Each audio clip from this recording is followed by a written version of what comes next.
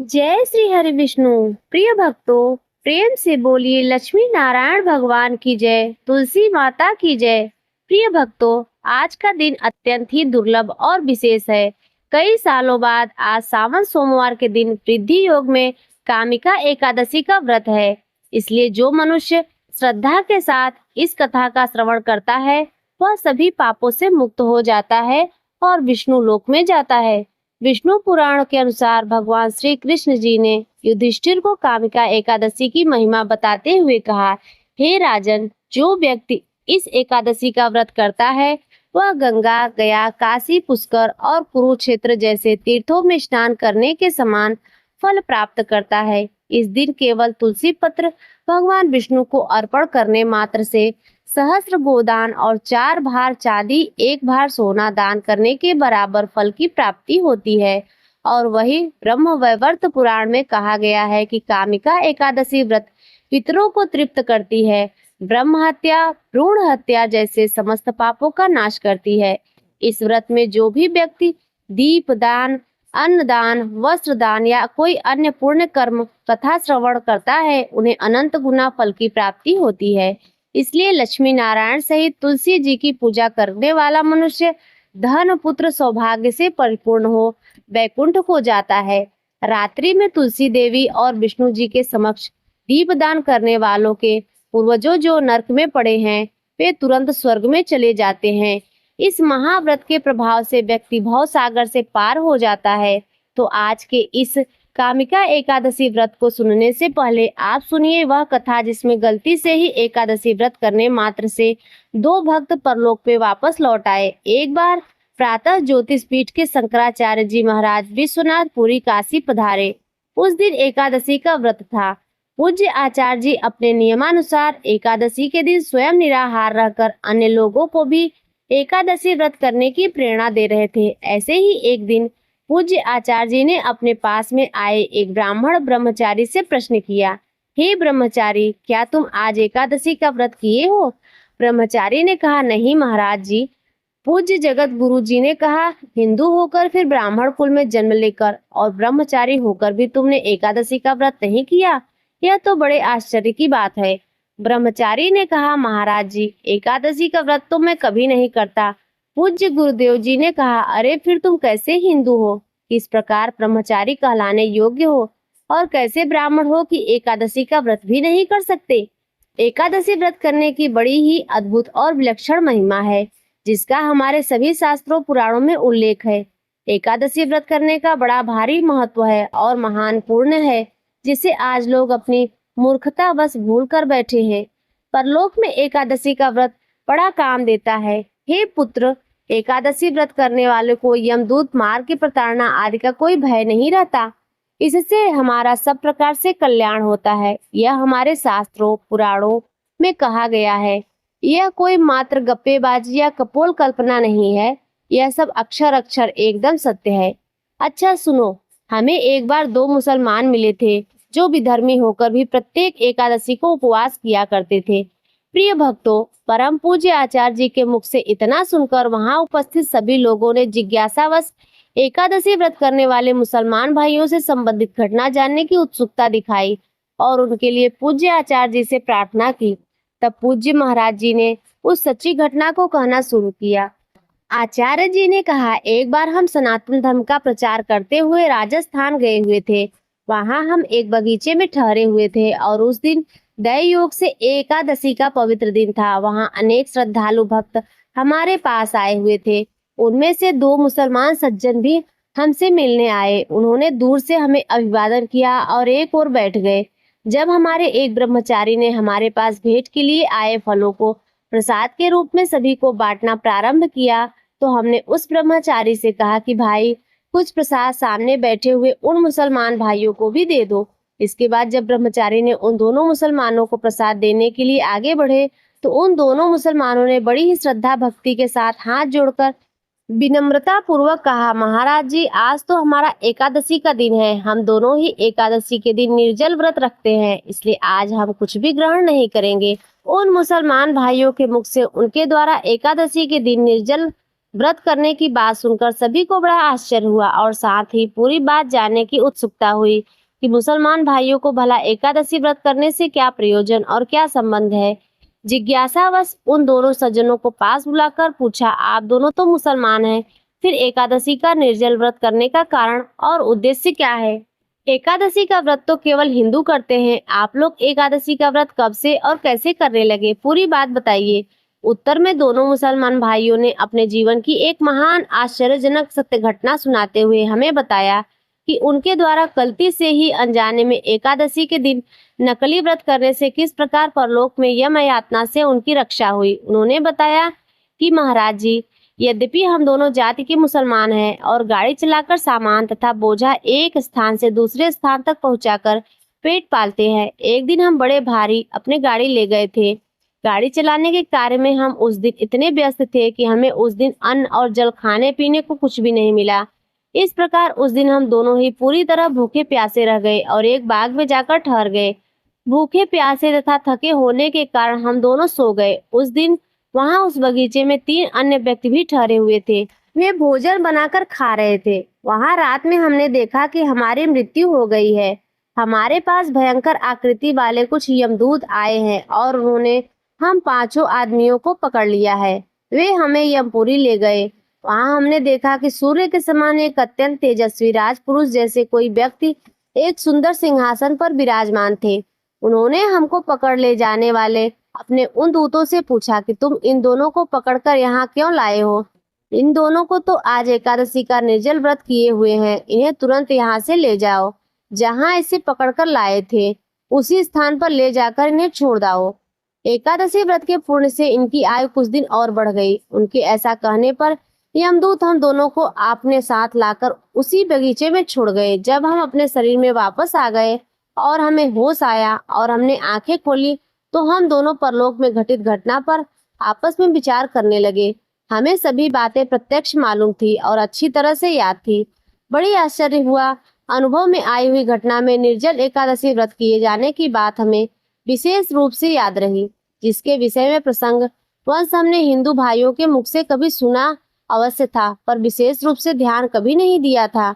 हे महाराज, इससे पहले हमने अपने अब तक के जीवन में कभी एकादशी व्रत की बात ना तो सोची थी और ना ही उसके विषय में हम कुछ जानते थे। हमें बड़ा आश्चर्य हुआ कि हम दोनों ही मुसलमान हैं और एकादशी का व्रत करना जानते भी नहीं और ना ही हमने कभी एकादशी का व्रत किया ही है।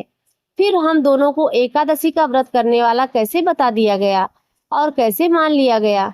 पूरी जानकारी करने के लिए हमने तुरंत अपने गांव में आकर सबसे पहले एक हिंदू पंडित जी को खोजा। उनके पास जाकर हमने पूछा, पंडित जी, कल आप हिंदू लोगों की कौन सी तिथि थी और कौन सा व्रत था? उत्तर में उन पंडित जी ने हमें बताया कि कल भीमसेनी एकादशी का पूर्णिमा दिवस था। पंडित जी से यह मालूम होने पर हम तो हमारे आश्चर्य का ठिकाना न रहा। हमने पूरी बात पंडित जी को बताई तो सुनकर पंडित जी ने ऐसा होना संभव बताया तथा एकादशी की महिमा, हिंदू शास्त्रों की कुछ अन्य बातों को भी उन्होंने बड़े प्रेम से हमें समझाया।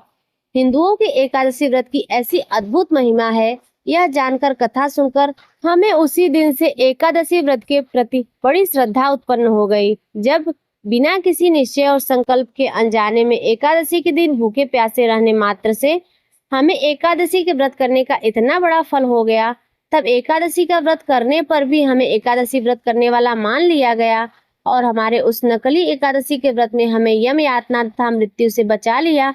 तब यदि हम वास्तव में प्रतिमाह की दोनों एकादशियों का व्रत करेंगे तो फिर हमारे महान पुण्यों का क्या कहना होगा? ऐसे विचार करके हम दोनों भाई उसी समय से प्रत्येक एकादशी के दिन बराबर उपवास किया करते हैं।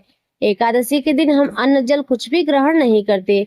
मुसलमान होकर भी हम एकादशी का व्रत करते हैं और हमने उसी दिन से मांस, मछली, अंडा, मुर्गा इत्यादि हिंसा युक्त बिना खाने योग्य पदार्थ को त्याग दिया। अब हमारा यह विश्वास हो गया कि सात्विक, सदाचारी, पवित्र धर्म में सादा जीवन ही बिताना चाहिए। प्रिय भक्तों, उस मुसलमान भाइयों के मुख से एकादशी व्रत की महिमा की यह बात सुनकर सभी को बड़ा ही आश्चर्य हुआ, साथ ही आनंद भी हुआ। तो प्रिय भक्तों, पूज्य आचार्य जी का कथन था कि यह हमारे शास्त्र पुराणों की अद्भुत महत्ता सत्य सिद्ध करने वाली चमत्कारी घटना है, जो सत्य सनातन धर्मों को महामंडित करती है। हमारे सनातन धर्म की महिमा के समक्ष समय समय पर अन्य धर्म के लोग भी नतमस्तक हुए हैं। हमारे हिंदू शास्त्रों की बातें अक्षर अक्षर सत्य प्रमाणित तथा लोक कल्याणकारी हैं, जो आज से आप सभी भक्तों को इस कथा को सुन रहे हैं, प्रण कर रहे हैं कि आप भी एकादशी का व्रत नियम पूर्वक करेंगे, तो उन्हीं भगवान श्री विष्णु की चरण कमलों में ध्यान लगाते हुए कामिका एकादशी व्रत की मुख्य कथा का श्रवण करते हैं, क्योंकि इस कथा को सुने बिना आपका व्रत पूर्ण नहीं होगा। इसे सुनना अत्यंत आवश्यक है। यह मनोकामनाओं को सिद्ध करती है, तो इसे पूरा जरूर सुने। भगवान श्री कृष्ण से महाराज युधिष्ठिर ने पूछा, गोविंद वासुदेव, आपको नमस्कार है। श्रावण के कृष्ण पक्ष में कौन सी एकादशी होती है, इसका वर्णन कीजिए। भगवान श्री कृष्ण बोले, हे राजन सुनो, मैं तुम्हें एक पाप नाशक आख्यान सुनाता हूँ, जिसे पूर्व काल में ब्रह्मा जी ने नारद जी के पूछने पर कहा था। नारद जी ने ब्रह्मा जी से प्रश्न किया कि हे भगवान कमलासन, मैं आपसे यह सुनना चाहता हूँ कि श्रावण के कृष्ण पक्ष में जो एकादशी आती है उसका क्या नाम है, उसके कौन से देवता हैं तथा उससे कौन सा पुण्य प्राप्त होता है। प्रभु यह सब बताइए। ब्रह्मा जी ने कहा, नारद सुनो, मैं संपूर्ण लोगों के हित की इच्छा से तुम्हारे प्रश्न का उत्तर दे रहा हूँ। श्रावण मास में जो कृष्ण पक्ष की एकादशी होती है उसका नाम कामिका है। इसके स्मरण मात्र से, इसकी कथा को सुनने मात्र से वाजपेयी यज्ञ का फल मिलता है। कालांतर में गोदावरी नदी के किनारे एक गांव में एक बेहद शक्तिशाली क्षत्रिय रहता था। उसे अपने बल पर बेहद अहंकार था। हालांकि वह धर्मपरायण था। नित्य प्रतिदिन जगत के पालनहार विष्णु जी की पूजा उपासना करता था। एक दिन वह किसी विशेष कार्य हेतु कहीं जा रहा था। मार्ग में उसकी भिड़ंत एक ब्राह्मण से हो गई। उस समय वह आवेग में आ गया और बहुत क्रोधित हुआ। ब्राह्मण व्यक्ति कुछ उसे समझाता, उससे पूर्व ही वह ब्राह्मण से हाथापाई करने लगा। वह बलशाली क्षत्रिय के प्रहार को सहन न कर पाया। इसके चलते तत्काल ही उसकी मृत्यु हो गई। उस समय बलशाली क्षत्रिय सकते में आ गया। वह प्रायश्चित करने लगा। उसे अपनी गलती का एहसास हुआ कि उसने बल के मद में निर्बल ब्राह्मण की हत्या कर दी। आवेग में आकर ब्राह्मण व्यक्ति की हत्या करने से वह बहुत दुखी हुआ। यह सूचना पूरे गांव में आग की तरह फैल गई। क्षत्रिय व्यक्ति ने गांव वालों से क्षमा याचना की, साथ ही ब्राह्मण का अंतिम संस्कार विधि विधान से करने का वचन दिया। तो अब उसने उस व्यक्ति का श्राद्ध करने का निर्णय लिया तथा गांव वालों को भोजन पर बुलाया। परंतु गांव में किसी भी व्यक्ति ने उसकी श्राद्ध में मदद नहीं की और ना ही उसके यहाँ शाम को भोजन करने आए। पंडितों ने भी अंतिम यात्रा में शामिल होने से इनकार कर दिया। उस समय छत्री ने क्षमा याचना कर फल जानना चाहा। हे महाज्ञानी पंडित, बताइए मेरा पाप कैसे दूर होगा। तब पंडितों ने कहा, ब्राह्मण हत्या करने से तुम्हें ब्रह्म हत्या का पाप लगा है। ब्रह्म हत्या दोष का प्रायश्चित करने के पश्चात हम लोग आपके गृह पर भोजन ग्रहण करेंगे। यह सुन छत्री ने ब्रह्म हत्या दोष प्रायश्चित करने का उपाय पूछा। पंडितों ने कहा कि श्रावण मास के कृष्ण पक्ष की एकादशी तिथि को विधि विधान से जगत के पालनहार भगवान विष्णु जी की पूजा उपासना करें, साथ ही ब्राह्मणों को भोजन कराएं और दान दक्षिणा दें। ऐसा करने से आप ब्रह्म हत्या दोष से मुक्त हो जाएंगे। ब्राह्मणों के वचनानुसार श्रावण मास के कामिका एकादशी तिथि पर छत्री ने विधि विधान से भगवान विष्णु की पूजा उपासना की, साथ ही ब्राह्मणों को भोजन कराकर दान दक्षिणा दी। उसी रात क्षत्रिय के सपने में भगवान विष्णु आकर बोले, हे वत्स, तुम्हारी भक्ति और पूजा से मैं प्रसन्न हूँ। आज के दिन विधि विधान से तुमने मेरी पूजा की है। इस व्रत के पूर्ण प्रताप से तुम्हें ब्रह्म हत्या का दोष से मुक्ति मिल गई है। हे प्रिय भक्तों, अब क्रोधी व्यक्ति सज्जन व्यक्ति बन गया। अब वह किसी से लड़ाई झगड़ा ना करता और ना ही किसी को मारता पीटता था। उस क्रोधी क्षत्रिय व्यक्ति के व्यवहार में ऐसा परिवर्तन देखकर उसके गांव वाले भी अब उसके मित्र बन गए और उससे प्रेम से रहने लगे। भगवान श्री कृष्ण ने कामिका एकादशी व्रत के महत्व को समझाते हुए कहा, हे युधिष्ठिर, जैसे सभी नागों में शेषनाग, पक्षियों में गरुड़ पक्षी तथा देवताओं में श्री हरि विष्णु तथा मनुष्यों में ब्राह्मण देव श्रेष्ठ हैं, ऐसे ही सभी एकादशियों में कामिका एकादशी श्रेष्ठ है। इस दिन शंख चक्र गदा पद्मधारी विष्णु भगवान हरि का माधव, मधुसूदन आदि नामों से पूजन करना चाहिए। गंगा, काशी, नैमिषारण्य और पुष्कर स्नान के फल से अधिक विष्णु भगवान के पूजन का फल होता है। जो पुण्य फल सूर्य और चंद्र ग्रहण पर कुरुक्षेत्र और काशी में स्नान करने से, भूमिदान करने से, सिंहराज के बृहस्पति में, गोदावरी और गंडकी में स्नान करने से प्राप्त होता है, वही फल विष्णु भगवान के पूजन से मिलता है। श्रावण मास में भगवान का पूजन करने से देवता, गंधर्व, सूर्य आदि सब पूजित हो जाते हैं। अतः पापों को नष्ट करने के लिए मनुष्य को कामिका एकादशी का व्रत और विष्णु भगवान का पूजन श्रावण मास में अवश्य करना चाहिए। जो भक्त लोग कामिका एकादशी के व्रत में विश्वास रखते हैं और इसके साथ विष्णु पूजन भी करते हैं, वह व्रत के प्रभाव से उनके सब देवों, किन्नरों, नागों, पितरों का पूजन हो जाता है। इसलिए मनुष्यों को पापों से मुक्ति पाने के लिए यह व्रत नियमानुसार व विधि पूर्वक करना चाहिए। भगवान ने स्वयं बताया कि आध्यात्म विद्या से जो पुण्य मनुष्यों को प्राप्त होता है, उससे अधिक फल तो कामिका एकादशी के व्रत से मिल जाता है। यह व्रत मनुष्य को मरते समय नरक में जाने से बचाता है। इसके पुण्य प्रभाव से कुयोनि भी नहीं मिलते। जो व्रती इस एकादशी का व्रत करते हुए भक्ति पूर्वक तुलसी दल विष्णु भगवान को अर्पित करते हैं, वे पापों से दूर हो जाते हैं। श्री विष्णु भगवान रत्न, मोती, मणि तथा आभूषण आदि से इतने प्रसन्न नहीं होते जितने तुलसी दल से होते हैं। तुलसी दल पूजन का फल 4 बार चांदी और 1 बार स्वर्ण के दान के बराबर माना गया है। ब्रह्मा जी बोले, नारद, मैं स्वयं भगवान की अति प्रिय तुलसी को सदैव नमस्कार करता हूँ। इस दिन तुलसी को सींचने से मनुष्य की सब यातनाएं नष्ट हो जाती हैं। तुलसी के दर्शन मात्र से ही मानव के सब दुखों का विनाश हो जाता है और शरीर में तुलसी के स्पर्श करने से ही मनुष्य शुद्ध हो जाता है। तुलसी जल के स्नान से प्राणी की समस्त बाधाएं, यातनाएं समाप्त हो जाती हैं। जो श्रद्धा पूर्वक भगवान के चरण कमलों में तुलसी अर्पित करता है, वह भव सागर से मुक्त हो जाता है। कामिका एकादशी को रात्रि जागरण व दीपदान करने वाले को प्राप्त पुण्य का वर्णन करने में स्वयं चित्रगुप्त भी असमर्थ हैं। एकादशी व्रत के दिन प्रभु के सामने दीप जलाने वाले के पितर उस दिन स्वर्ग में जाते हैं तो उन्हें स्वर्ग जाने का हजारों दीपकों की रोशनी प्राप्त होती है। ब्रह्मा जी कहते हैं, हे नारद, ब्रह्म हत्या तथा भ्रूण हत्या आदि पापों से नष्ट करने वाली इस कामिका एकादशी का व्रत मनुष्य को यत्न के साथ करना चाहिए। कामिका एकादशी के व्रत के महात्म को श्रद्धा से पढ़ने या सुनने वाला मनुष्य सब पापों से छूटकर विष्णु लोक को जाता है। इस दिन श्री नारायण की पूजा फल फूल से ना होकर तुलसी दल से की जाती है, क्योंकि सावर्णी मुनि की पुत्री तुलसी अपूर्व सुंदरी थी। उनकी इच्छा थी कि उनका विवाह भगवान नारायण के साथ हो। इसके लिए उन्होंने नारायण पर्वत की घाटी में स्थित बद्रिका वन में घोर तपस्या की। दीर्घ काल तक तपस्या के उपरांत ब्रह्मा जी ने प्रसन्न होकर दर्शन दिया और वर मांगने को कहा। तुलसी ने कहा, सृष्टि ब्रह्मदेव, आप अंतर्यामी हैं, सबके मन की बात जानते हैं, फिर भी मैं अपनी इच्छा बताती हूँ। मैं चाहती हूँ भगवान श्री नारायण मुझे पति के रूप में मिले। ब्रह्मा ने कहा, तुम्हारा अभीष्ट तुम्हें अवश्य मिलेगा। अपने पूर्व जन्म में किसी अपराध के कारण तुम्हें श्राप मिला है। इसी प्रकार भगवान श्री नारायण के एक पार्षद को भी दानव कुल में जन्म लेने का श्राप मिला है और दानव कुल में जन्म लेने के बाद भी उसमें नारायण का अंश विद्यमान रहेगा। इसलिए इस जन्म में पूर्व जन्म के पाप के समन के लिए संपूर्ण नारायण तो नहीं, नारायण के अंश से युक्त दानव कुल में जन्मे उस श्रापग्रस्त पार्षद से तुम्हारा विवाह होगा। श्राप मुक्त होने पर भगवान श्री नारायण सदा सर्वदा के लिए तुम्हारे पति हो जाएंगे। तुलसी ने ब्रह्मा के इस वर को स्वीकार किया, क्योंकि मानव कुल में जन्म के कारण उसे मायावी भोग तो भोगना ही था। तुलसी बद्री वन में ही रहने लगी। नारायण का वह पार्षद दानव कुल में शंखचूर्ण के नाम से पैदा हुआ। कुछ दिनों के बाद वह भ्रमण करता हुआ बद्री वन में आया।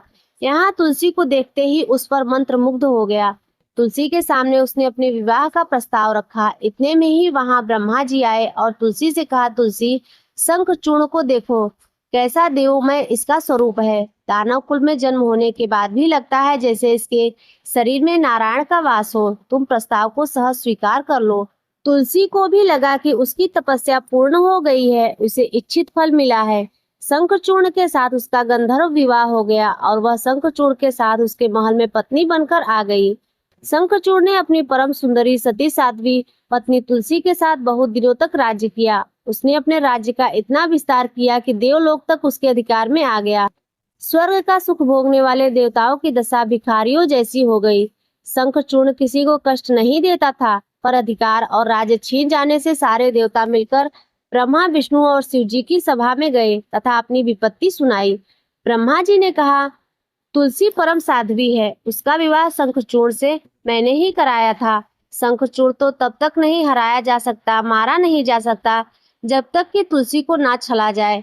विष्णु जी ने कहा, शंखचूड़ पूर्व जन्म में मेरा पार्षद था। श्राप के कारण उसे दैत्य कुल में जन्म लेना पड़ा। इस जन्म में मेरा अंश उसमें व्याप्त है। साथ ही तुलसी के पतिव्रत धर्म से वह अजय है। फिर देवताओं की सहमति से भगवान शिव ने शंखचूड़ के पास संदेश भेजा कि या तो वह देवताओं का राज्य लौटा दे या फिर उनसे युद्ध करे। शंखचूड़ शंकर जी के पास पहुंचा। उनसे कहा, देवाधिदेव महादेव, आपके लिए देवताओं का पक्ष लेना उचित नहीं। राज्य बढ़ाना हर राज्य का कर्तव्य है। मैंने किसी को दुखी नहीं कर रहा हूँ। देवताओं से कहिए वे मेरी प्रजा को हराकर दिखाएं। मैंने भी आपका कोई अपकार नहीं किया है। हमारा आपका युद्ध शोभा नहीं देता। अगर आप हार गए तो बड़ी लज्जा की बात होगी। मैं हार गया तो आपकी कीर्ति बहुत अधिक नहीं बढ़ेगी। भगवान शंकर हंसे। वे तो सब रहस्य समझते थे।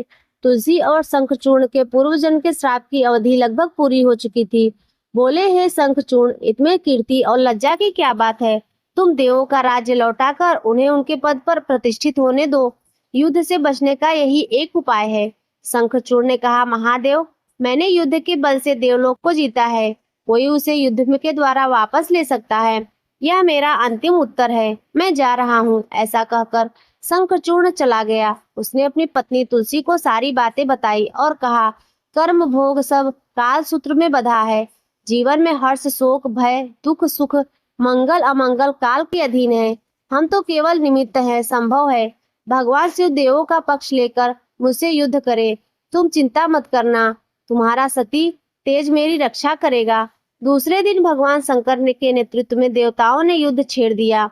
शंखचूड़ ने भीषण बाणों की वर्षा कर उनका वेग रोका। इसके प्रभाव से देवता डगमगाने लगे। उसने दानवी शक्ति का प्रयोग कर मायावी युद्ध आरंभ किया। युद्ध स्थल पर वह किसी को दिखाई नहीं देता था, पर उसके अस्त्र शस्त्र प्रहार कर देवों को घायल कर रहे थे। देवगण अपने अस्त्र चलाए तो किसी पर चलाए, क्योंकि कोई शत्रु सामने था ही नहीं। कई दिनों तक इस तरह भयंकर युद्ध चला। शंखचूड़ पराजित नहीं हुआ। तब शिवजी ने विष्णु जी से कहा, हे नारायण, कुछ उपाय करो, अन्यथा मेरा तो सारा यश मिट्टी में मिल जाएगा। विष्णु जी ने सोचा, बल से तो शंखचूड़ को हराया नहीं जा सकता, इसलिए छल का सहारा लेना होगा। उन्होंने तुरंत अपना स्वरूप शंखचूड़ जैसा बनाया और अस्त्र शस्त्र से सुसज्जित होकर तुलसी के पास गए। बोले, प्रिय, मैं युद्ध जीत गया। सारे देवता भगवान शंकर समेत हार गए। इस खुशी में आओ, मैं तुम्हें अंग से लगा लूं।